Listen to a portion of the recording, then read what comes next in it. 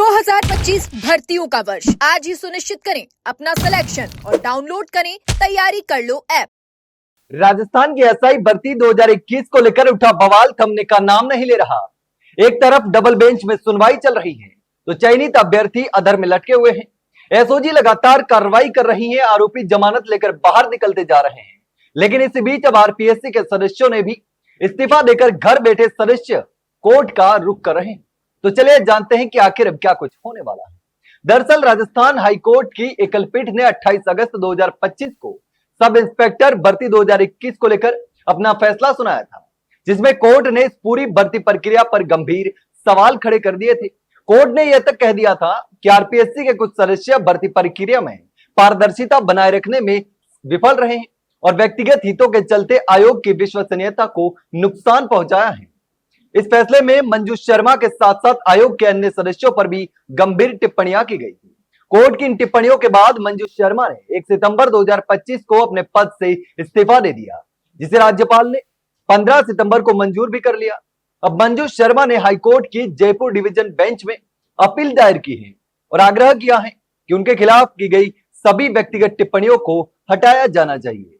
उनका कहना है कि उन्हें न तो इस याचिका में पक्षधर बनाया गया और न ही उन्हें अपनी बात रखने का कोई अवसर मिला। ऐसे में कोर्ट की ओर से की गई टिप्पणियां अन्यायपूर्ण और कठोर हैं।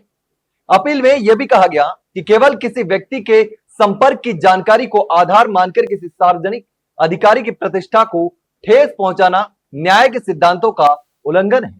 मंजू शर्मा का कहना है कि कोर्ट ने उनके खिलाफ जो टिप्पणियां की हैं उसका कोई ठोस आधार नहीं है, न कोई ऑडियो रिकॉर्डिंग, न ही कोई प्रत्यक्ष गवाह और न ही किसी तरह की भर्ती प्रक्रिया का ऑडिट ट्रेल। ये सब बिना किसी प्रमाण के किया गया, जिससे उनकी साख, ईमानदारी और सामाजिक छवि को भारी नुकसान पहुंचा है। ये मंजू शर्मा का कहना है। उन्होंने यह भी कहा कि इस पूरे घटनाक्रम में वे मानसिक तनाव में हैं और उन्हें मजबूरी में इस्तीफा देना पड़ा। इसके साथ ही कोर्ट द्वारा बिना सुनवाई के की गई व्यक्तिगत टिप्पणियों भारतीय संविधान के अनुच्छेद 14 और 21 का भी उल्लंघन करती है। यह भी उन्होंने उसमें लिखा है। इसके साथ ही लिखा कि ये नागरिकों के समानता और जीवन के अधिकार की गारंटी देते हैं। अब बात करें उस टिप्पणी की जिसने पूरे मामले को विवादों में खड़ा कर दिया, तो हाईकोर्ट की एकल पीठ ने अपने फैसले में कहा था कि आरपीएससी के पूर्व सदस्य रामूराम रायका ने अपनी बेटी शोभा रायका को एसआई भर्ती में अच्छे अंक दिलाने के लिए आयोग के तत्कालीन चेयरमैन संजय श्रोत्रिय समेत अन्य सदस्यों से संपर्क किया था। इसमें मंजू शर्मा, बाबूलाल कटारा, संगीता आर्य और जसवंत राठी शामिल थे। कोर्ट का यह भी कहना था कि इन सभी सदस्यों की भूमिका ये दर्शाती है कि आरपीएससी की आंतरिक प्रणाली में भ्रष्टाचार गहराई तक फैला हुआ है। इन गंभीर आरोपों के चलते न तो सिर्फ पूरी भर्ती प्रक्रिया की विश्वसनीयता पर सवाल खड़े हुए, बल्कि यह भी दिखाया गया कि कैसे एक संवैधानिक संस्था में पारदर्शिता के नाम पर समझौता किया गया। लेकिन अब जब मंजू शर्मा ने हाईकोर्ट की डिवीजन बेंच में अपील की है, तो देखना यह होगा कि अब क्या होता है। टिप्पणियां वापस ली जाएगी या नहीं।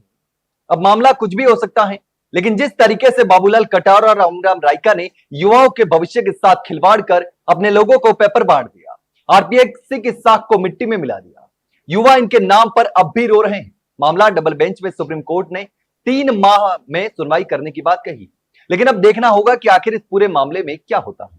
लेकिन इस पूरे मामले पर आप क्या सोचते हैं, कमेंट सेक्शन में कमेंट करके जरूर बताना। वही अगर जानकारी अच्छी लगी हो तो वीडियो को लाइक और शेयर जरूर करें और हाँ, चैनल को सब्सक्राइब करना ना भूले। फिलहाल के लिए इतना ही, जल्द मिलते हैं एक नई जानकारी के साथ, तब तक के लिए नमस्कार।